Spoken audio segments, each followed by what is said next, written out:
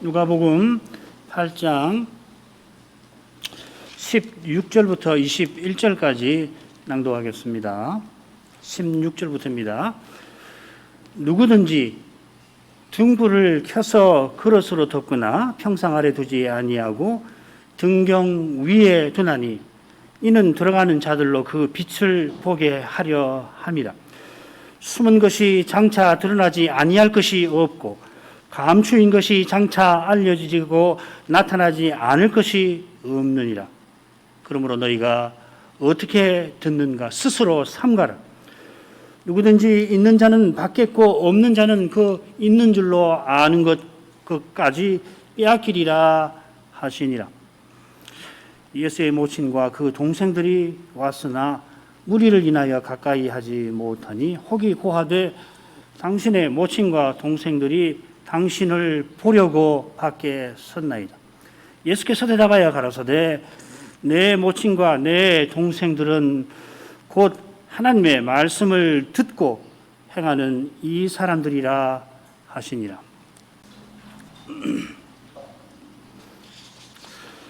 주님께서 사도를 임명하신 후에 줄곧 함께 데리고 다니시면서 주께서 가르치시고 행하시는 바를 가까이서 듣고 보게 하셨습니다.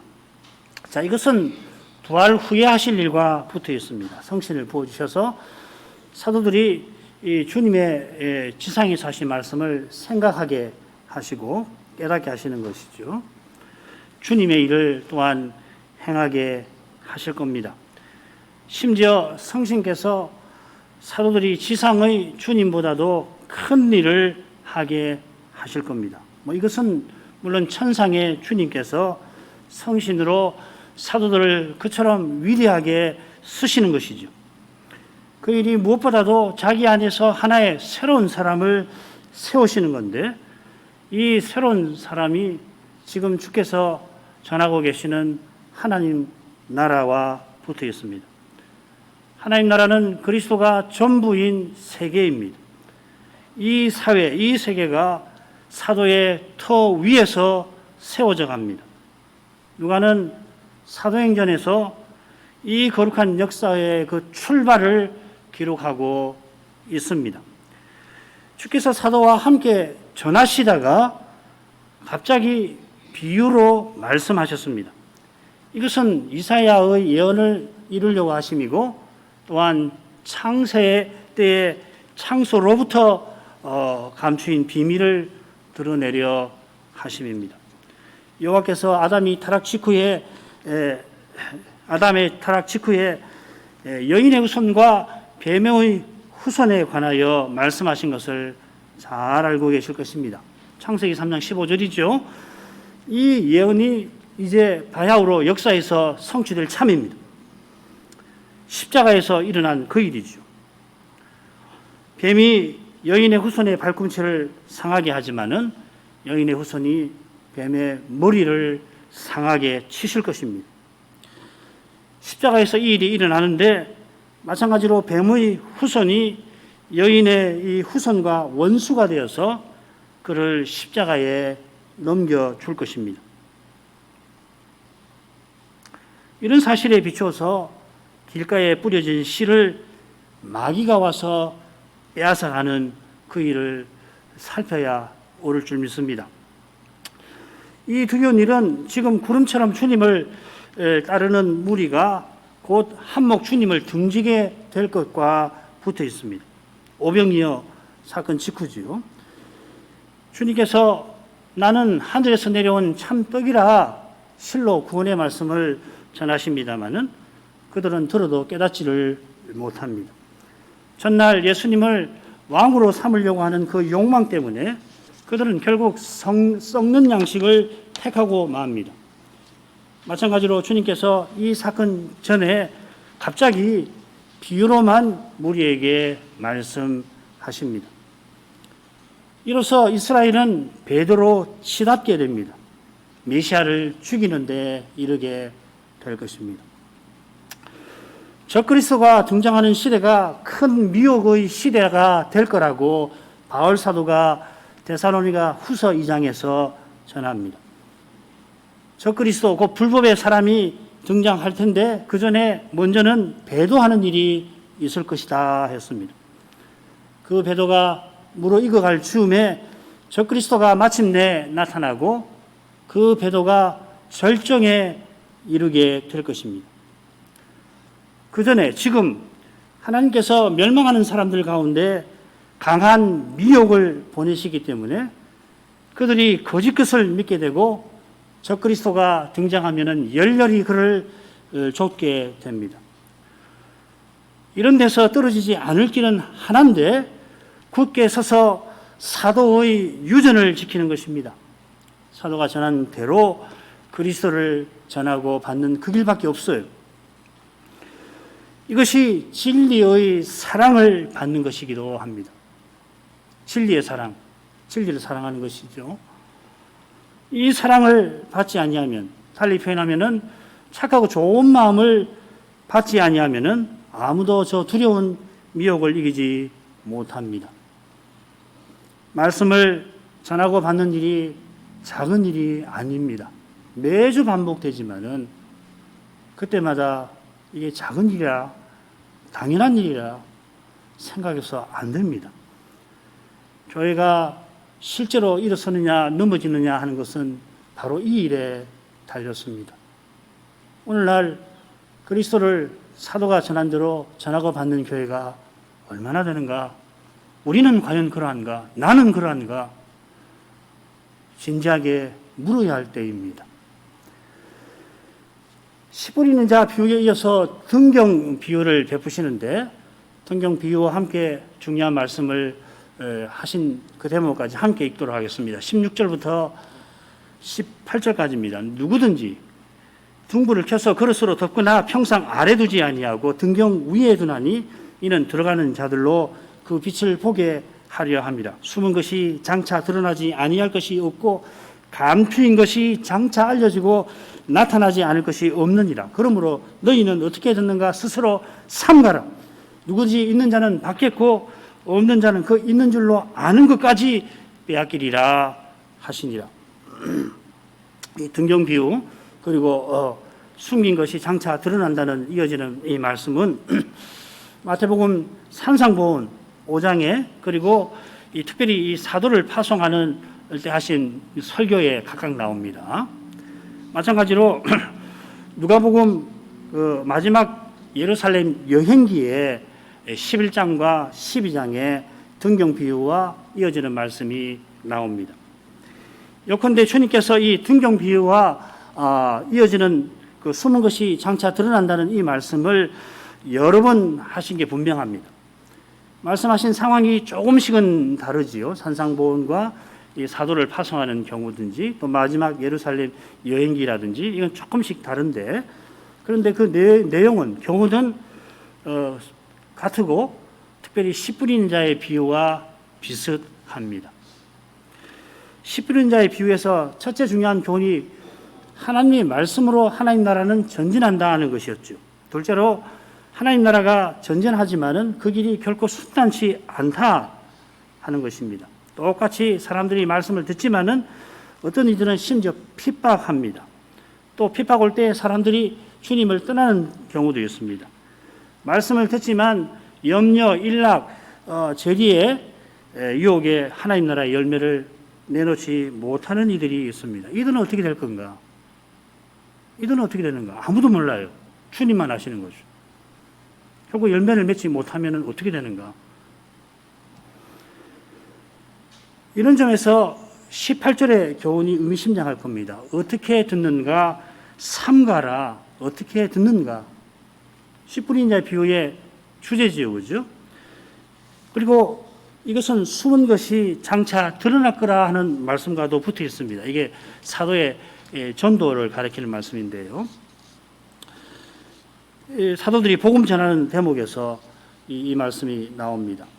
마찬가지로 마지막으로 있는 자와 없는 자에 관한 말씀은 마태복음 13장 12절에 하나님 나라의 비밀을 아는 것 너희에게 주신 바 되었지만은 다른 얘기는 주시지 않았다 하시고 있는 자는 무릇 있는 자는 받아 넉넉하게 되되 없는 자는 그 있는 것까지 참 묘미 있는 말씀이죠, 그죠?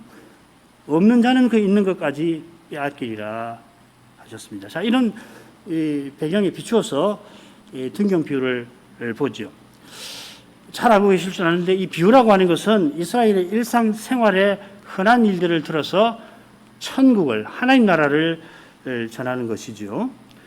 이 비유는 등불을 켜서 집안을 밝히는 너무도 일상적인 일을 드십니다. 다 하는 겁니다. 물론 사람이라면 이게 무슨 말씀인지 무슨 일인지 다 압니다. 누구든지 등불을 등경 위에, 등잔 위에다 두는 법이지, 그걸 그릇으로 덮는다든지, 침상 아래 두는 그런 일은 없는 겁니다.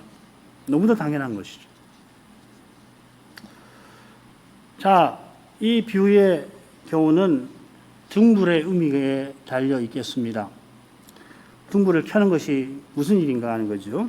자, 이 비유가 누가복음 11장 33절에 나오는데 거기서 이 비유의 경우를 살피는 게 좋습니다. 33절부터 36절까지인데 어떤 내용이냐면 이렇습니다. 누구든지 등불을 켜서 등경 위에 두어서 집 안에 들어오는 이가 빛을 봅니다. 34절 눈이 성하면은 그 빛을 보고 온몸이 빛으로 채워지겠지요. 그렇지 못한 사람은 어둠으로 가져갈 겁니다. 그래 36절 온몸이 빛으로 채워진 사람은 빛을 비추리라. 마태복음 5장에도 나오죠, 그죠? 이 빛을 온몸이 밝아져서 빛을 비추는 사람이 하나님 나라의 백성이지요. 그러면 불을 켜서 온 방을 밝히는 분은 누구며 무슨 일인지 짐작되시죠? 이미 답을 아실 겁니다.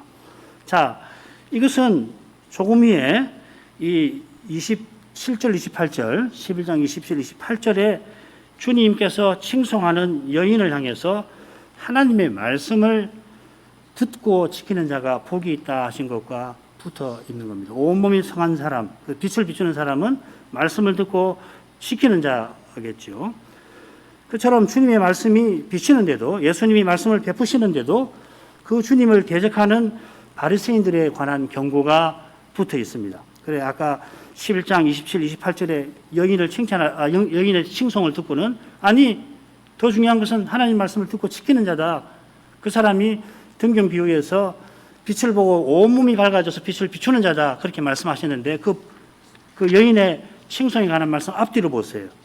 24, 26절, 29, 32절에 보면 바리새인들에 대한 경고, 악한 세대가 망할 것에 대한 경고가, 듣지 아니하는 세대에 대한 경고가 무섭게 나오는 거죠. 그죠? 자, 이런 내용은 씨 뿌린 자의 비유하고 똑같은 것입니다. 주님이 사도와 함께 다니시며 특별히 이 시점에서 비유로 말씀하시는 맥락과도 잘 어울립니다. 누구든지 등경에 등불을 두어서 빛을 보게 하듯이 지금 주님은 그리스도와 하나님 나라를 누구든지 깨닫도록 말씀하십니다. 기탄 없이 거릴 것 없이 지금까지 하나님 나라를 쭉 전파하십니다. 그런데 눈이 나빠서 눈이 성하지 못해서 등불을 보지 못하는 이가 있듯이 반면에 비추시는 거룩한 빛을 보는 이가 있습니다. 그런 현실에도 눈이 나빠 등불을 보지 못하는 이가 있듯이 주님이 비추시는 거룩한 빛을 지금 거부하는 이가 있습니다. 그런 현실이지만은 주님은 보내신 그 사명을 다 이루시는 것입니다. 이루고 계십니다. 주님께서 십자가에 이르시기까지 보냄받은 사명을 다 이루실 텐데 다 이루시고 난 다음에는 사도를 온 세상에 보내십니다. 온 세상에 하나님 나라가 나타나게 하려고 보내십니다. 이를 위해서 주님께서는 이 일을 이루시기 위해서 먼저는 이스라엘에서 주로 활동하시죠. 마태복음에서는 아예 나는 이스라엘 집에 잃어버린 양에게로 보냄받았다 하셨습니다. 자, 이것이 사도를 지금은 주님께서 이스라엘을 중심으로 활동하시고 나중에는 사도를 열방에 보내는 그것이 이 숨은 것이 장차 드러나는 것, 감춰인 것이 장차 알려지는 바로 그 내용입니다. 주님께서 하나님 나라의 비밀을 아는 것이 제자들에게는 허락되고 다른 이에게는 그렇지 않다 하셨습니다. 하나님 나라를 아는 거라 아니하시고 하나님 나라의 비밀을 아는 것이라 하셨습니다. 이것은 하나님 나라를 전하고 세우시는 그리스도가 비밀이신 것과도 붙어 있습니다. 그리스도는 하나님 마음에 감추인 비밀이신데 마지막 때에 비로소 계시되셨습니다. 계시된 비밀이십니다. 이 계시에 숨은 것이 있는데 그게 뭔가 하면은 이방인 선교와 붙어 있는 겁니다. 바울 사도가 이 비밀을 자기가 깨달은 것을 이 에베소 교인들에게 확인시키려고 뭐라고 그러냐면 이방인들이 복음으로 말미암아 그리스도 예수 안에서 함께 후사된 그것을 이 자기가 깨달은 여부를 판단하는 기준으로 제시하고 있는 거죠. 숨은 것이 장차 드러난다는 것은 사도들을 곧 온 세상에 보내실 일을 가리키는 겁니다. 같은 말씀이 마태복음 10장에도 똑같은 뜻을 지니고 있습니다. 읽어볼게요. 마태복음 10장 26, 27절. 그런즉 저희를 두려워 말라. 감추인 것이 드러나지 않을 것이 없고 숨은 것이 알려지지 않을 것이 없느니라. 내가 너희에게 어두운 데서 이르는 것을 광명한 데서 말하며 너희가 귀 속으로 듣는 것을 지금 듣는 것을 집 위에서 전파하라. 이것이 바로 주님께서 사도를 임명하신 목적이고 지금 하나님 나라를 주님이 전하시는 뜻이기도 합니다. 16절에 그러므로 하신 것은 주님의 말씀을 듣는 지금이 얼마나 중대한 시기인가를 가리키는 겁니다. 인류 역사에서 가장 중요한 시점입니다. 그만한 중요한 시점이 만일 있다고 한다면 그건 역사가 끝나고 주님 다시 오시는 그때일 것입니다. 실은 그 마지막 때가 예수께서 지금 말씀하시는 지금 이미 시작되고 있다 하는 겁니다.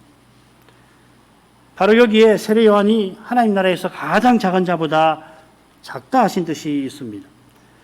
요한이 여인이 낳은 자 중에 가장 큰 자인데도 스스로는 이 나라에 들어갈 자격이 없는 것처럼 주께서 지금 전하시는 하나님 나라가 그만큼 중요합니다.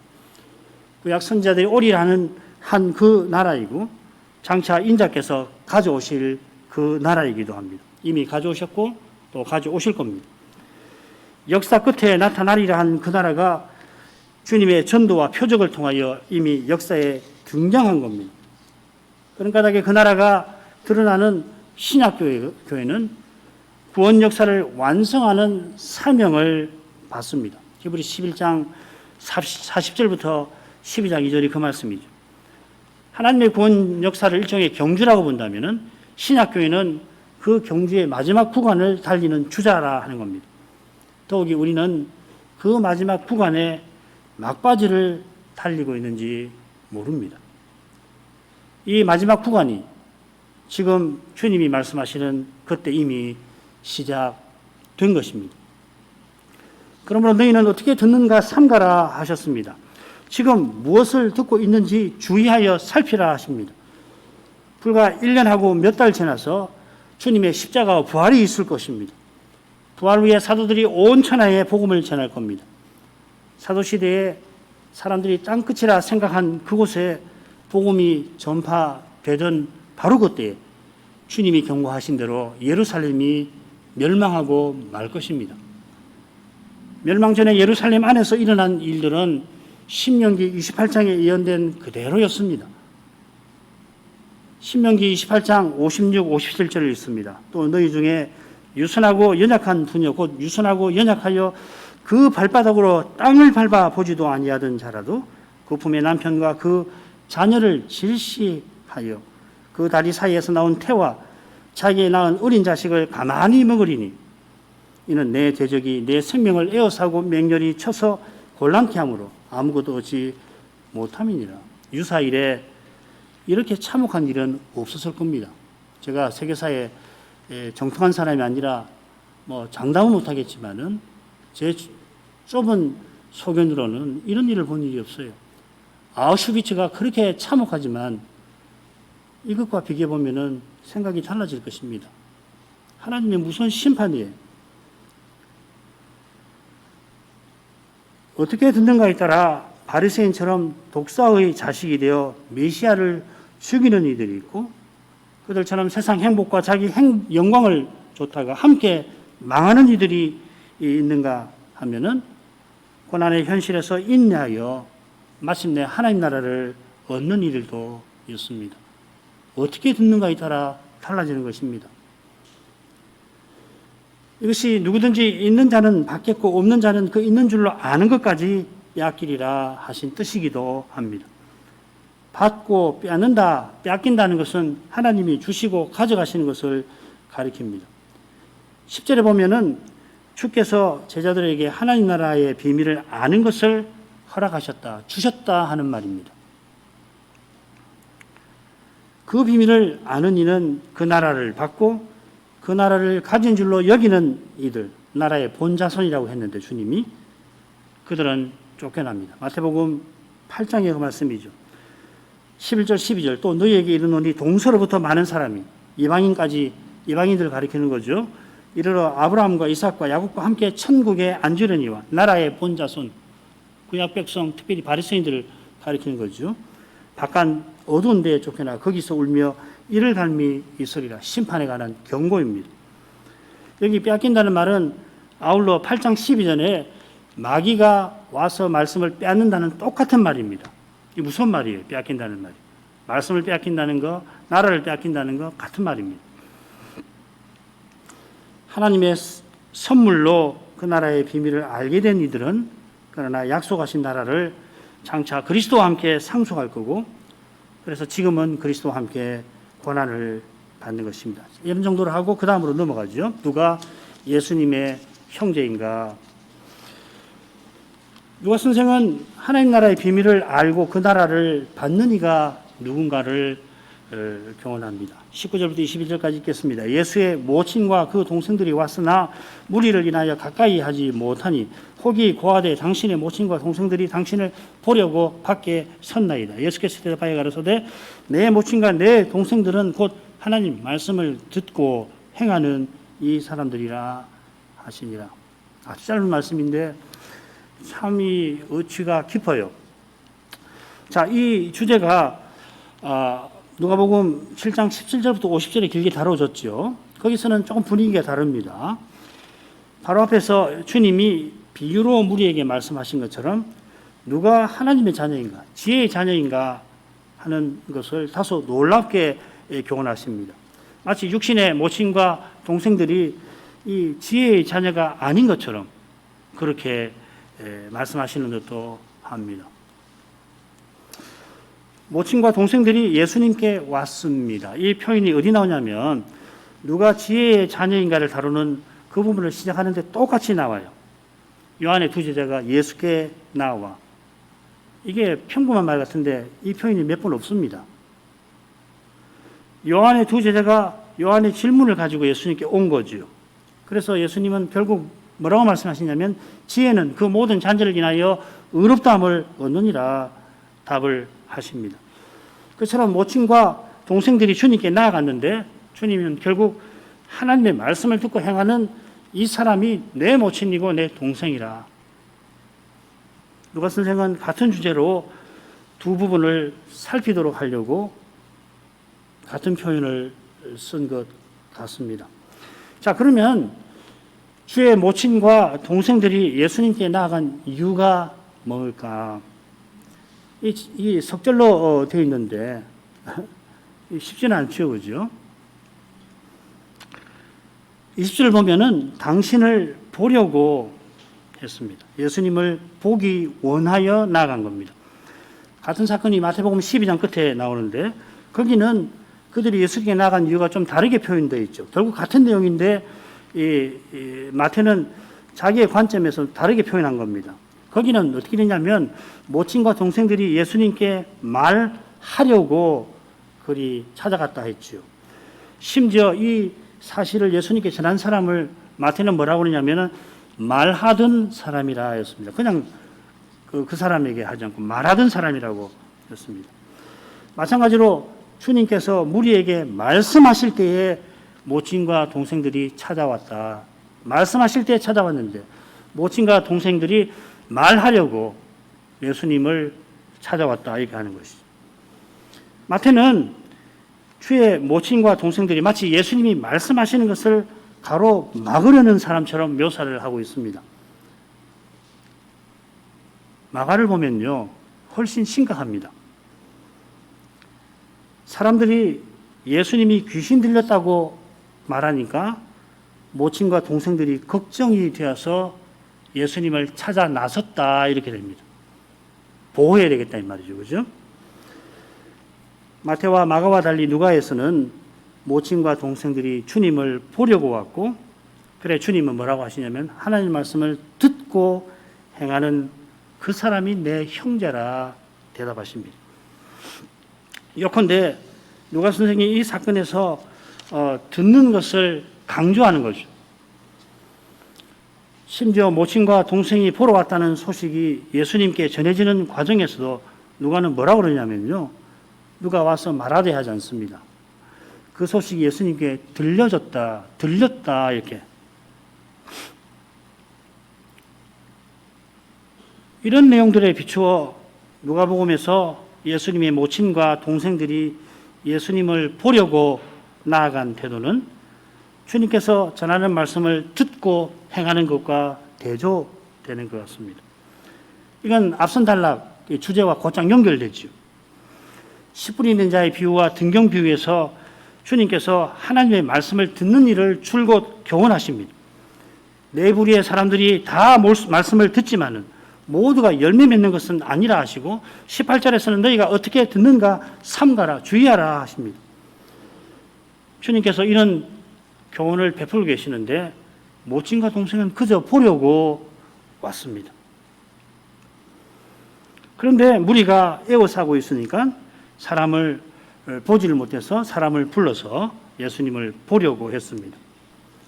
사실 온 갈릴리가 들썩일 정도로, 갈릴리만 아니죠. 유다도 심지어는 이제 북부까지도 사람들이 들썩들썩할 정도로 많은 무리가 예수님을 따라다니며 예수님의 표적을 보고 말씀을 듣는 중입니다.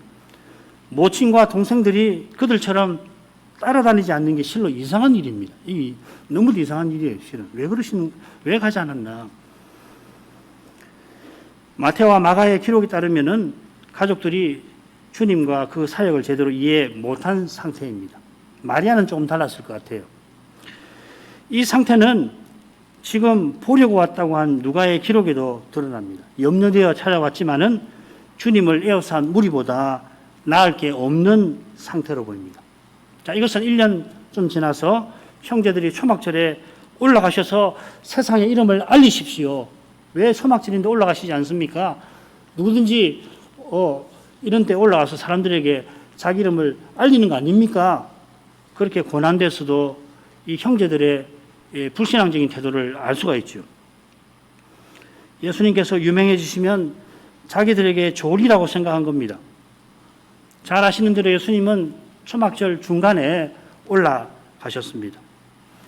늘 하던 대로 이번 초막절에 올라가셨다가는 공회에게 체포되게 되기 쉽고 그러면 십자가를 지실 수 없으니까 초막절 중간에 올라가신 겁니다. 모친과 동생들이 밖에 서 있는 줄 아시지만은 주님께서 전해준 이에게 대답하여 말씀하십니다. 말씀하신 교훈을 바깥에 있는 모친과 동생들이 알리게 하신 것이죠. 전하게 하신 것입니다. 모친과 동생들이 듣게 하시는 겁니다.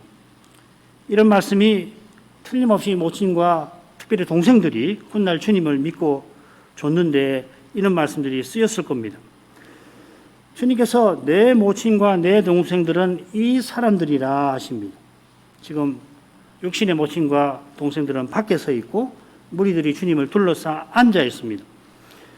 주님께서 하나님 말씀을 듣고 행하는 이 사람들이라고 했는데 이들은 둘러싸고 있는 무리보다는 주님 가까이에서 말씀 듣는 제자들일 것입니다. 마태복음 12장 49절을 보면은 손을 내밀어 제자들을 가리키면서 보라 나의 모친 나의 동생들이로다 하셨습니다. 이렇게 봐야 조금 전에 등경 비유와 관련된 이 살핀 교훈과도 잘 어울릴 겁니다. 주님께서 하나님 나라를 전하시는데 그 나라의 비밀을 아는 이들도 있지만 그렇지 못한 이들이 많습니다. 이런 점에서 주님께서 말씀하시는 이 사람들은 그 나라의 비밀을 아는 것이 허락된 선물로 그 비밀을 받은 사람들입니다. 이들은 좋은 밭에 뿌린 씨처럼 착하고 좋은 말씀으로 말씀을 듣고 또 행하는 사람들입니다. 이 행한다는 표현이요, 어디 나오냐면 좋은 밭에 뿌린 경우에 이 행한다는 말, 보에오라는 말이 나옵니다. 거기 100배의 결실을 하였느니라 이렇게 번역되었습니다. 100배를 이뤘다 이 말이죠. 주님도 결실한다는 뜻으로 이 표현을 여기 사용하시는 것 같습니다. 듣고 행하는 자, 열매 맺는 자라는 말이죠. 이 열매가 무엇인지 지난번에 살폈습니다. 그리스도의 지체로서 그리스도의 인격과 사랑을 드러내는 겁니다. 지체니까 당연히 몸에 속한 것과 마찬가지로 인격과 사랑을 드러내는데, 마찬가지로 몸에 속했으니까 서로 그리스도를 함께 드러내는 것입니다. 바울이 에베소서 4장에서 그리스도의 몸이 머리신 주님께, 부활하신 그리스도께 어떻게 이르는지를 생생하게 교훈합니다. 사랑 안에서 진리를 말함으로 자란다 하였습니다. 이를 위해서 말씀 10분자를 쓰십니다. 세우고 쓰십니다. 사도가 전한 대로 그리스도를 전하고 받는 바로 거기서 그리스도의 몸이 서고 자라는 겁니다. 그처럼 말씀을 듣고 행하는 것이 무엇인지 백부장의 고백에 또 잘 드러납니다. 제 정도로 이것을 하라 하면 하나이다. 여기 하라, 하나이다. 이게 같은 말이에요. 이 흔한 말인데 생각보다 흔하게 쓰이지 않습니다. 백부장이 주인으로서 말하면 종은 듣고 행합니다. 그런 백부장이 예수님을 주라고 고백합니다. 얼마나 높으신 주이신가 하면은 신이 오셔서 손대어 병을 낫게 하실 필요가 없고 그저 거기서 명령만 하셔도 자기 종이 나을 줄로 믿었습니다. 백부장처럼 사도들이 주님의 말씀을 듣고 행해야 합니다. 사도만 아니라 누구든지 하나님 말씀을 이런 태도로 듣고 받들어야 합니다. 달리는 예수님과 바른 관계를 맺지 못합니다. 예수께서 여호와의 종으로 하나님 말씀을 듣고 행하고 계십니다. 얼마나 철저하게 받드시는지 이사야의 예언도 받드십니다. 이사야가 그 예언을 듣고 철저히 받은 까닭에 결국 이 톱에 켜서 죽임을 당하지 않았습니까?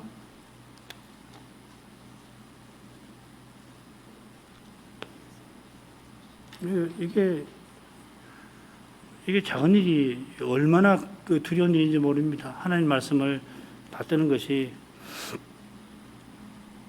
예수님이니까 뭐 당연히 하겠지 이렇게만 생각하지 마시고요. 이사야가 이 이사야 6장에 있는 백성들로 들어도 깨닫지 못하게 하라 그렇게 해가지고서 결국은 미움을 받고 매국노 취급을 받고 결국은 죽어도 톱에 켜서 죽임 당한 거거든요. 주님도 바리새인들에게 미움받고 십자가에 죽임 당하셨습니다. 그래서는 주님께서 제자들에게 자기 십자가를 지고 나를 좇으라 하십니다. 주님처럼 하나님 말씀을 듣고 행하는 자마다 주님처럼 고난을 받습니다. 이 고난이 그리스도와 함께 받는 고난이라 영광도 장차 그리스도와 함께 받을 겁니다. 이것이 우리가 주님과 맺는 그 관계, 신비한 관계입니다. 이보다 주님과 친밀해지는 관계가 없습니다. 주님과 친밀하니 서로도 친밀합니다. 하나님 말씀을 듣고 행하는 이는 그리스도 안에서 함께 하나의 새로운 사람을 이룹니다. 장차 우리 각각이 그리스도를 뵙고 그리스도처럼 되는 데서 이 하나의 사람이 얼마나 새로운지를 우리가 맛보게 될 겁니다. 그때는 시집가고 장가가는 일이 없습니다. 지금 여기서 맺는 가장 친밀한 관계보다 비할 수 없이 아름답고 거룩한 관계에 나아갈 것입니다. 진정으로 우리가 그리스도가 우리를 대하시듯이 우리가 그리스도를 대하듯이 서로를 대하는 그 관계를 영원히 맛볼 것입니다. 지금 예수님의 모친과 동생들이 맏아들이자 맏형이 위급한 때라 여기고 주님을 보려 합니다마는 주님이 보시기에 모친과 동생이 실로 위급한 처지에 있습니다. 예수님이 전하시는 하나님 말씀을 듣고 행하는 자만이 이 위급한, 아무도 건져줄 수 없는 그 처지에서 벗어납니다. 어떤 위급한 처지에서든지 벗어나는 일은 다르지 않습니다. 기도하시겠습니다. 거룩하신 아버지, 예수 그리스도를 세상에 보내셔서 죄와 죽음의 그 위급한 처지에 놓인 인생을 구원해 주시는 사랑을 감사드립니다. 예수께서 급기야 비유로만 말씀하실 만큼 많은 무리가 주께서 전하시는 말씀을 듣고 받들기보다 자기 행복과 영광에 취하여 있었습니다. 백성의 지도자들은 악한 자 마귀의 아들들이 되어서 메시아를 죽이려 하였습니다. 저 옛날 이사야에게 예언하신 그 일이 과연 일어났습니다. 백성이 들어도 깨닫지 못하는 그런 두려운 처지에 떨어졌습니다. 누구보다 주님의 말씀을 듣고 행할 만한 모친과 또 특별히 동생들도 스스로는 그런 처지에서 벗어나지를 못했습니다. 주의 모친이 얼마나 위대한 신앙을 가진 인물인지 저희가 잘 압니다마는 아들들이 사람들의 말을 듣고 맏아들 예수님을 염려할 때 어머니의 심정으로 그들과 동행한 줄 믿습니다. 이런 데서 착하고 좋은 마음으로 말씀을 듣고 인내로 지켜 결신하는 것이 전적으로 하나님 은혜에 속한다는 것을 마음에 새기게 하십니다. 하나님의 사랑이 이런 위대한 일을 이루십니다. 사람의 생각에 도무지 소망이 없는 그런 때에 실로 위급한 때 아무도 건져줄 수 없는 그러한 처지에서 사랑이신 하나님을 더욱 바라보게 하십니다. 사랑으로 인생을 창조하신 하나님께서 죽은 자도 다시 살리십니다. 겸손히 하나님 은혜와 긍휼하심을 이제도 바라봅니다. 예수님의 이름으로 기도합니다. 아멘.